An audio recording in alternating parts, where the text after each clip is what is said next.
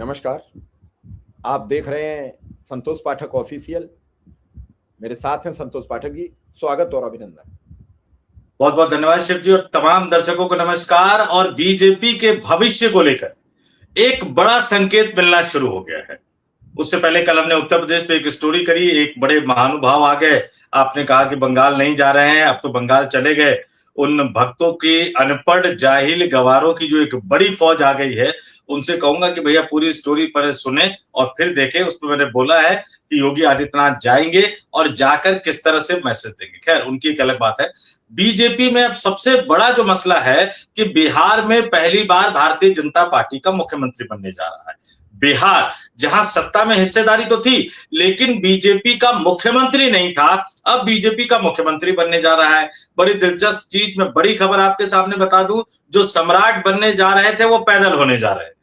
सम्राट चौधरी का नाम कट गया है। सम्राट चौधरी बिहार के अगले मुख्यमंत्री बनने नहीं जा रहे हैं। और यहीं पर नीतीश कुमार के दांव की काट जो है, इससे पहले मैंने स्टोरी करी कि जैसे ही मोदी और शाह ने महिला वाला दांव खेला, नीतीश कुमार बिल्कुल सरेंडर कर गए। तो अब नीतीश कुमार के पास करने के लिए, कहने के लिए कुछ है नहीं। और राष्ट्रीय स्वयंसेवक संघ की सह पर नागपुर से आए संदेशे के आधार पर इस बार राजनाथ को किनारे कर दिया गया शिव जी, और उसकी जगह जिम्मेदारी दी गई शिवराज सिंह चौहान को। राजनाथ बड़ा गजब गजब बातें करने लगे हैं आजकल। पता नहीं, मुझे तो कभी कभी ताज्जुब होता है कि उनको हो क्या गया है। कभी वो सिंध को लाने की बात करते हैं, आज वो पत्रकारों को गजब गजब तरह की सलाह और सुझाव देने लगे कि राष्ट्र निर्माण में सहयोग दीजिए। अरे भाई साहब, राष्ट्र निर्माण में सहयोग देने के लिए, राष्ट्र का निर्माण करने के लिए आप मंत्री बने हुए हैं। हम पत्रकारों का काम तो आप पे निगरानी रखना है कि आप सही तरीके से राष्ट्र निर्माण कर रहे हैं कि नहीं कर रहे। अगर राष्ट्र निर्माण भी हमें ही करना है तो गद्दी छोड़िए महाराज, जाइए अपने गांव, बैठिए जाके गांव जाके, या जो धंधा पानी आपने चला रखा है या आपके बेटे जो चला रहे हैं जाके उनको चलाइए, अगर सब कुछ पत्रकारों को ही करना है। फिर कह रहे हैं कि अब संकट इतना बढ़ गया है कि देश की सुरक्षा में नागरिकों को भी योगदान देना चाहिए। अरे भैया, इस देश के 144 करोड़ नागरिक इस देश की सुरक्षा के लिए अपनी जान तक कुर्बान करने को तैयार है। लेकिन आप सच तो बताइए, जब चीनी सेना टैंक लेकर आगे बढ़ रही थी तो आप क्या कर रहे थे? आप बोलेंगे झूठ, आप सच को छुपाएंगे, किताब सामने आने नहीं देंगे। एक्स आर्मी की जो समझे वैसा कर लेना, ये कर रहे थे। हाँ, जो चीज समझो वो कर लेना। तो बड़ी गजब गजब बातें कर रहे हैं, विश्वसनीयता कम हो गई है। तो अब उन्होंने कहा कि नहीं, राजनाथ को बिहार नहीं भेजेंगे, शिवराज सिंह चौहान को पर्यवेक्षक बना दिया है उन्होंने, ऑब्जर्वर बना दिया है। और अब बड़ा दिलचस्प बताऊं मैं आपको, वो पर्यवेक्षक पता है क्या करेंगे? बिहार में बीजेपी विधायक दल का नेता चुना जाएगा। अरे कुछ ही महीने पहले बिहार में बीजेपी विधायक दल का नेता किनको चुना गया था पता है शिव जी? सम्राट चौधरी को। दोबारा चुनने की जरूरत है? दोबारा चुनने की क्या जरूरत है? मेरा सवाल है, मेरे दिमाग में आ गया एकदम। वही सवाल का जवाब है शिव जी कि दोबारा चुनने की जरूरत इसलिए है क्योंकि सम्राट चौधरी का पत्ता कट गया है। और याद कीजिए, मैंने आपको उसी समय बताया था, जिस दिन नीतीश कुमार ने सम्राट चौधरी के कंधे पर हाथ रखा था, उसी दिन मैंने बता दिया था कि सम्राट चौधरी मुख्यमंत्री नहीं बनेंगे। आपको याद दिला दूं, सुशील मोदी और नीतीश कुमार के संबंध कितने अच्छे थे। जिस दिन ये गुजराती लॉबी प्रभाव में आई, सुशील मोदी को बिहार से हटा दिया, उन्हें यहां राज्यसभा का सांसद बनाकर लाए और यहां भी राज्यसभा में कोई जिम्मेदारी नहीं दी थी उनको। तो नीतीश के चाहने वालों, नीतीश जिस पर हाथ रख देते हैं, गुजराती लॉबी उनको पसंद नहीं करती, और नीतीश जिनसे नाराज हो जाते हैं, गुजराती लॉबी उनको हाथों हाथ ले लेती है। ये एक अलग तरह की कहानी है। 14 अप्रैल को 11 बजे बिहार के कैबिनेट की बैठक बुलाई गई है। उस कैबिनेट की बैठक में कुछ बड़े बड़े ऐतिहासिक फैसले किए जाएंगे। मैं सीधे और स्पष्ट तौर पर कहूं, मैं तो साफ साफ कहता हूं, साफ कहना और क्या बोलते हैं उसको, सुखी रहना, कि जुमले दिखाए जाएंगे, सपने दिखाए जाएंगे। क्या ऐसा 20-21 साल में आपने नहीं किया जो आप आखिरी कैबिनेट की मीटिंग में करने जा रहे हैं? और आखिरी कैबिनेट की मीटिंग में करेंगे, अगला मुख्यमंत्री उसको मानेगा या नहीं मानेगा ये कौन जानता है। 14 तारीख को जाकर वो अपना इस्तीफा दे देंगे। 15 तारीख को नई सरकार का गठन हो जाएगा। हालांकि उसके गठन की रूपरेखा को लेकर थोड़ा सा संशय बरकरार है। अगर तमाम प्रधानमंत्री और बीजेपी शासित तमाम राज्यों के मुख्यमंत्री और उप मुख्यमंत्री जाएंगे तो पटना के ऐतिहासिक गांधी मैदान में शपथ ग्रहण समारोह होगा। नहीं तो राजभवन, जिनको आजकल हम लोग लोक भवन के नाम से जानते हैं क्योंकि नाम बदल दिया गया है, तो वहां शपथ ग्रहण समारोह होगा। जेडीयू की कोशिश है कि पूरी की पूरी कैबिनेट हो जाए, यानी सीएम भी हो जाए, डिप्टी सीएम भी हो जाए, मंत्री भी हो जाए, और उसके बाद 15 अप्रैल की रात तक विभागों का बंटवारा भी हो जाए, ताकि 16, 17, 18 जो संसद का विशेष सत्र है महिला आरक्षण को लेकर, उसमें नीतीश कुमार शामिल हो। लेकिन हमें 2-3 चीजें ध्यान से देखनी पड़ेगी। मनोहर लाल खट्टर कभी पर्यवेक्षक बन के जाते हैं, कहीं भूपेंद्र यादव एक जमाने में वेंकैया नायडू जाया करते थे। राजनाथ सिंह राजस्थान में भेजा गया वसुंधरा राजे सिंधिया से पर्ची निकलवाने के लिए, उन वसुंधरा राजे सिंधिया से जो राजनाथ को फूटी आंख नहीं सुहाती थी। राजनाथ अध्यक्ष थे तो वसुंधरा राजे सिंधिया ने बिल्कुल, कहां के अध्यक्ष, मैं तो नहीं आती मिलने के लिए, आपको जो करना है कर लीजिए, इस तरह के हालात थे। बिहार एक महत्वपूर्ण राज्य है, झारखंड में प्रभारी रह चुके हैं राजनाथ सिंह, और ऐसे प्रभारी राजनाथ सिंह रहे हैं कि झारखंड में बीजेपी सत्ता में नहीं आ पा रही है। इतने शानदार काम उन्होंने प्रभारी के तौर पर किया है, तो बिहार उनको नहीं भेजे जाने का फैसला किया गया। शिवराज सिंह चौहान जा रहे हैं, उनका बयान भी आ गया कि वो कार्यकर्ता है, कार्यकर्ता के तौर पर वो जाएंगे। अब इसको लेकर कई तरह के कयास लगाए जा रहे हैं। कुछ लोग कह रहे हैं कि भैया अपर कास्ट का मुख्य ओबीसी नहीं बनेगा, अपर कास्ट का होगा या दलित होगा, लेकिन यहाँ पे हमें तमाम समीकरणों को देखना होगा। अगर कोई दलित या महादलित मुख्यमंत्री बनाया जाता है तो फिर जीतन राम मांझी और चिराग पासवान क्या करें? आप ये समझिए, कोई भी नहीं चाहेगा कि बिहार में उनकी जाति में उनसे कोई बड़ा नेता पैदा हो। अगड़ी जाति में एक उन्होंने उत्तर प्रदेश में दे ही रखा है योगी आदित्यनाथ ठाकुर समुदाय से, तो वहां क्या बनेगा, कौन बनेगा, कैसे बनेगा, ये तमाम अभी भविष्य के घर में छिपे हुए हैं। लेकिन एक बात मैं बता दूं, बड़े नेता का इस तरह से ऑब्जर्वर बनाकर भेजे जाने का मतलब है कि बिहार में भी पर्ची निकलने वाली है, पर्ची मुख्यमंत्री बनने वाला है, और ऐसा व्यक्ति मुख्यमंत्री बनेगा जिसके बारे में आप बाकियों की तो छोड़ दीजिए, हो सकता है कि नीतीश कुमार ने भी ना सोचा हो, नीतीश कुमार की तो छोड़ दीजिए, हो सकता है कि कट्टर भाजपाइयों ने भी ना सोचा हो बिहार में। संतोष जी, हम कुछ चीजें दर्शकों को बताना चाहते हैं सबूतों के तौर पर। बीजेपी में पुरानी सरकार में जदयू और नीतीश जी की सरकार थी, उसमें नितिन नवीन जी से नीतीश जी की कई बार मुचैटा हो गया, कई बार उन्होंने नीतीश जी को बयान दिया। वो नितिन नवीन कहां पहुंचे? बीजेपी के राष्ट्रीय अध्यक्ष बन गए। जो आप फूटी आंख सुहाने की बात कह रहे हो, मैं उसका एक जवाब दे रहा हूं। बीजेपी में मंगल पांडे होते हैं और कभी नीतीश जी उन्हें फूटी आंख नहीं सुहाते हैं, जो इस समय बंगाल में सभी मोदी की रैलियों की देखरेख कर रहे हैं। अब सम्राट चौधरी नीतीश जी की पूंछ पकड़ के चल रहे हैं, और आज ही एक बड़ा डेवलपमेंट हुआ है कि नीतीश के पिताजी सम्राट चौधरी का एक वीडियो 2014 का वायरल हो गया है। नीतीश के पिताजी ने सम्राट चौधरी के पिताजी नहीं, सम्राट चौधरी के पिताजी शकुनी चौधरी का, उसमें वो कह रहे हैं कि हम नरेंद्र मोदी को जमीन में गाड़ देंगे। तो ये कौन वीडियो लाया है निकाल के, कहां से ढूंढ के लाया गया है? आपने देखा हिमंता बिस्व शर्मा के तथ्य आए हैं। आज फिर कांग्रेस का एक बड़ा ट्वीट आया जिसमें कहा गया है कि अभी तो और सबूत आएंगे और तथ्य लाए जा रहे हैं।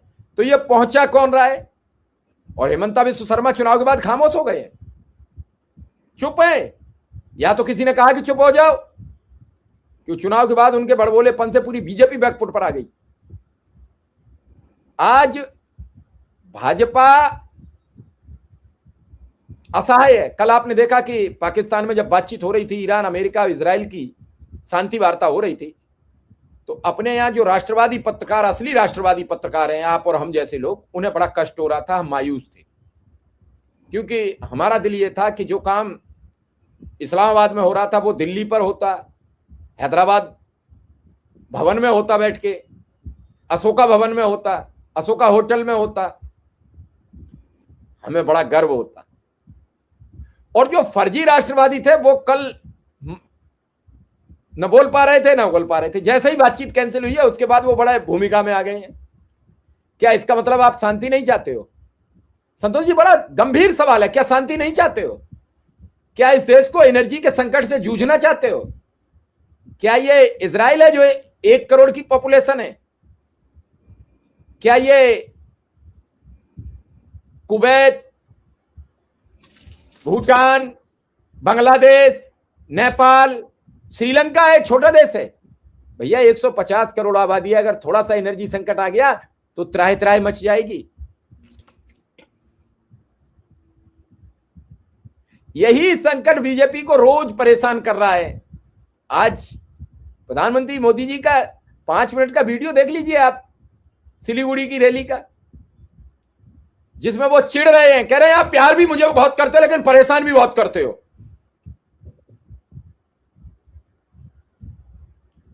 ये तक कह जाते हैं कि आप नीचे मत बैठो, मंच पर आ जाइए आप। वो कौन महिला थी जिससे वो ये कह रहे हैं? नहीं शिव जी, जब नेता ये कहने लगे कि आप मुझे बहुत परेशान कर रहे हो तो जनता को उनको घर बिठा देना चाहिए। और ये वो वीडियो बाकायदा 4 मिनट का बड़ा भयंकर वीडियो है। और एक बात और, जो बातचीत फेल होने का जश्न मना रहे हैं, बड़े ध्यान से सुनिएगा। जब पाकिस्तान में बातचीत हो रही थी तो इस देश के टीवी चैनल जो है, तथाकथित बड़े बड़े सूरमा वाले संपादक, वो बिल्कुल चुप बैठे हुए थे, क्योंकि ऊपर से रिमोट कंट्रोल के जरिए कह दिया गया था कि चुप बैठो। जबकि बड़ा आदमी वो होता है जो दूसरे की तारीफ करने के लिए भी हमेशा तैयार रहता है। ये छोटेपन की निशानी होती है। और जहां तक बातचीत के फेल होने का सवाल है, दुनिया में जितनी भी लड़ाइयां हुई हैं, जितने भी विवाद हुए हैं, ये सिर्फ पहला विवाद नहीं है। याद कर लीजिए, कारगिल में भारत की पीठ में छुरा घोंपने वाले उस समय के army chief general Pervez Musharraf जब पाकिस्तान के राष्ट्राध्यक्ष बने तो इसी देश ने उनको बातचीत के लिए बुलाया। आगरा में शिखर वार्ता हुई, बातचीत समझौते की टेबल पर पहुंचने वाली थी, अचानक उसमें कुछ पेच फंस गया, बातचीत असफल हो गई, परवेज मुशर्रफ पाकिस्तान रवाना हो गए। तो हम क्या कहेंगे कि अटल बिहारी वाजपेयी अच्छे नेता नहीं थे? या उस समय लाल कृष्ण आडवाणी, यशवंत सिन्हा, जसवंत सिंह अच्छे नेता नहीं थे? ये अच्छे नेता थे, लेकिन बातचीत का अपना एक दायरा होता है, उसमें गिव एंड टेक वाली बात होती है जो नहीं हो पाई।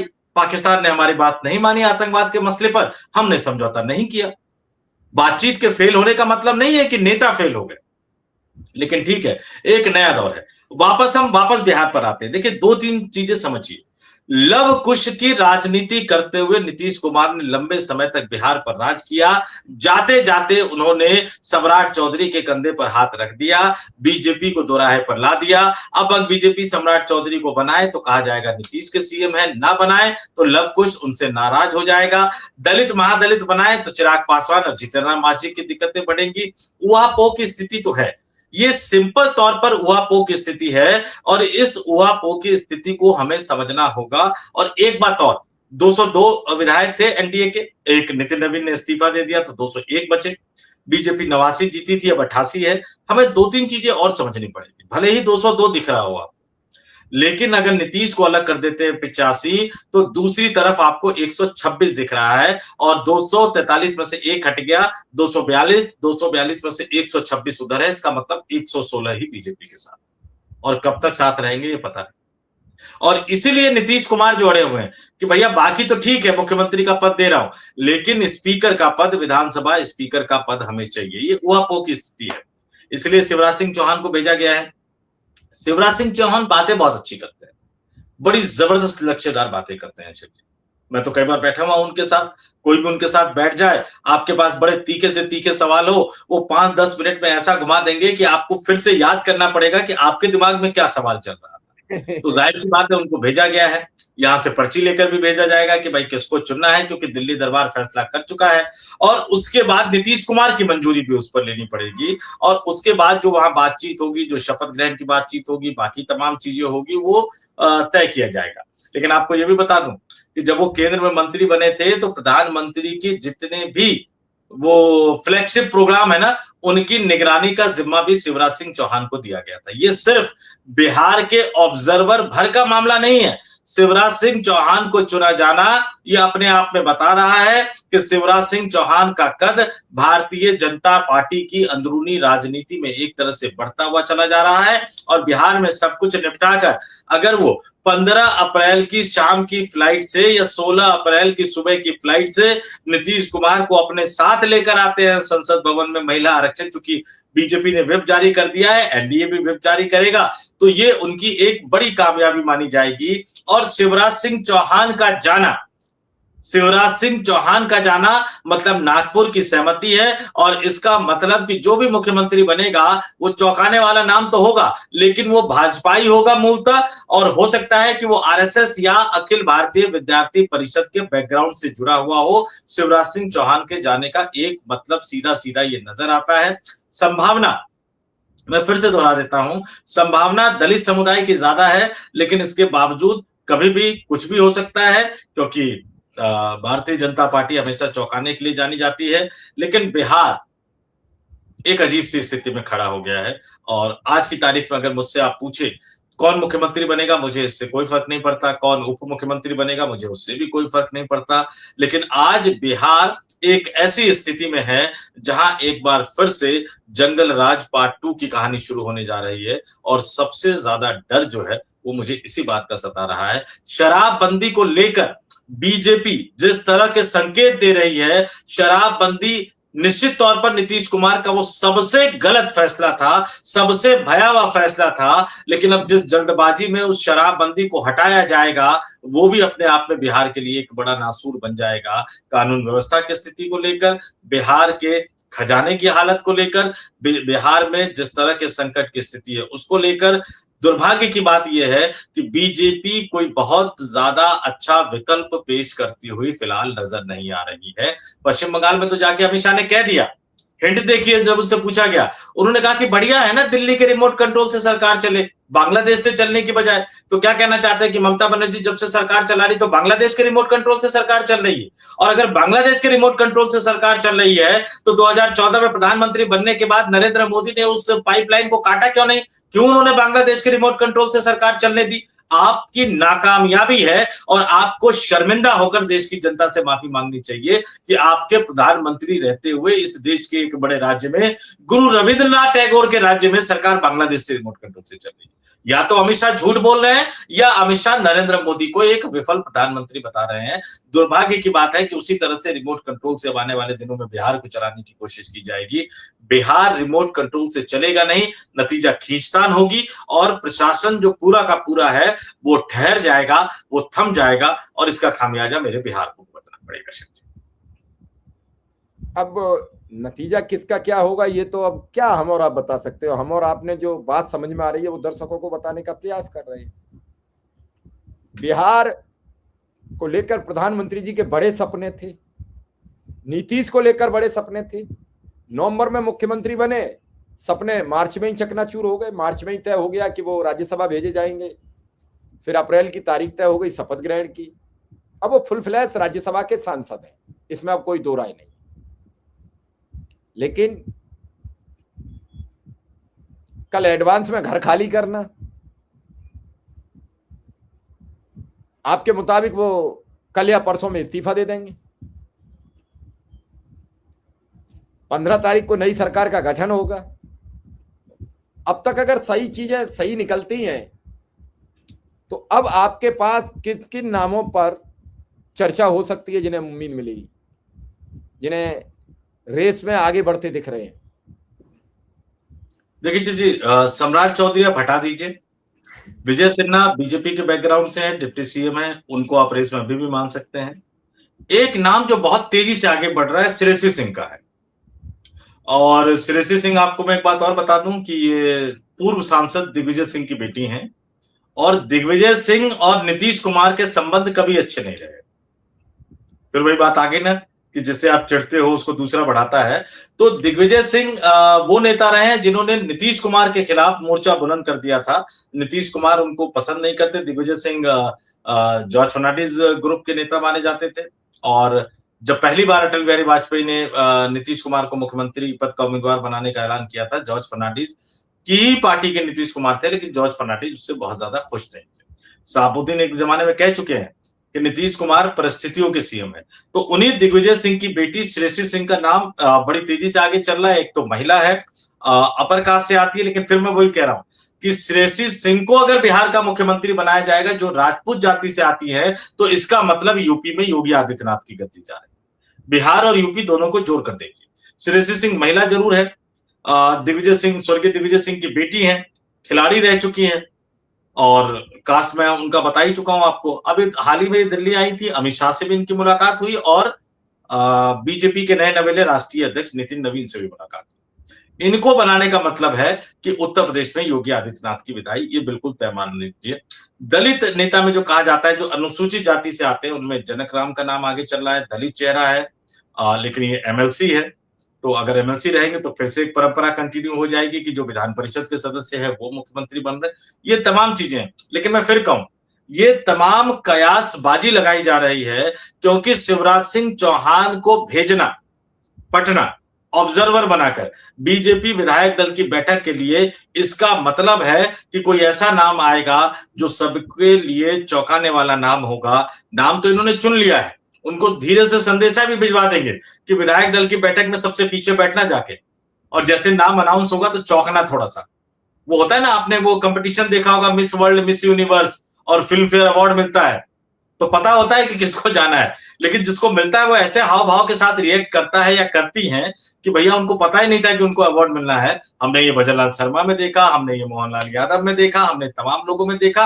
उसी तरह से बिहार में भी एक मैसेज देने की कोशिश की जाएगी। लेकिन मैं फिर कह रहा हूं कि अगर कोई भी ऐसा मुख्यमंत्री बनेगा जिनको नीतीश कुमार पसंद नहीं करेंगे, तो नीतीश कुमार कब तक उस सरकार को चलने देंगे, ये अपने आप में संशय की स्थिति है। और अभी जो सबसे दो पेज फंसे हुए, एक डिप्टी सीएम बनेगा या दो डिप्टी सीएम बनेगा, पहला पेज तो ये फंसा हुआ है। निशांत कुमार सरकार में शामिल होंगे या नहीं शामिल होंगे, दूसरा पेज ये फंसा हुआ है। विधानसभा स्पीकर का पद जनता दल यूनाइटेड को मिलेगा या नहीं मिलेगा, ये तीसरा पेज फंसा हुआ है। और बड़े दुर्भाग्य की बात है, बहुत दुर्भाग्य की बात है, पिछले 3 दिनों से तेजस्वी यादव लगातार डेली आते और बाइट देते हैं।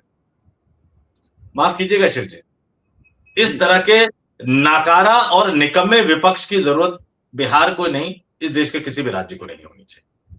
क्या मजाक करते हो? आपसे सवाल पूछा गया कि नीतीश कुमार का सामान शिफ्ट हो रहा है, तो कह रहे हैं हम मदद कर दें क्या? अगर यही हाल रहा शिव जी, तो अगली बार इनको भी अपना सामान शिफ्ट करना पड़ जाएगा। और अगली बार तो छोड़ दीजिए, अभी 25 विधायक है, उसमें से 1-2 भी घट गए तो इसी विधानसभा में पता लगा कि इनको अपना सामान शिफ्ट करना पड़ जाएगा। विपक्षी दल जब शांत होकर बैठ जाए, वो किसी भी देश के लोकतंत्र के लिए अच्छा नहीं होता। आप देखिए 2024 से पहले इस देश की क्या हालत थी, क्योंकि कांग्रेस शांत बैठी हुई थी। 2024 के बाद कांग्रेस रास्ते पे आई, सड़कों पे उतरी, राहुल गांधी एग्रेसिव हुए, मोदी और अडानी को घेरते हुए नजर आए, तो उसके बाद देखिए क्या हालत हो गई है सरकार की और प्रधानमंत्री की। बार बार उनको सफाई देने की जरूरत पड़ रही है। तो ये तभी होता है जब विपक्ष एग्रेसिव होता है। विपक्ष का शांत होकर बैठ जाना, ये किसी भी लोकतंत्र के लिए बहुत खतरनाक होता है। और जब भैया कुछ बोलना ही नहीं है, कुछ करना ही नहीं है, तो काहे डेली सामने आ जाते हो इतने 25, 30, 40, 45 बाइक लगा के आप डेली ज्ञान देने के लिए कि हम तो पहले से कह रहे थे नीतीश को हटा देंगे। अरे आपने किया क्या फिर? आप सब कुछ तो पहले से ही कह रहे थे, लेकिन आपने उस स्थिति में बदलाव लाने के लिए किया क्या? अगर बिहार की जनता आपसे कन्विंस नहीं हो पाई तो भी आप जिम्मेदार हैं।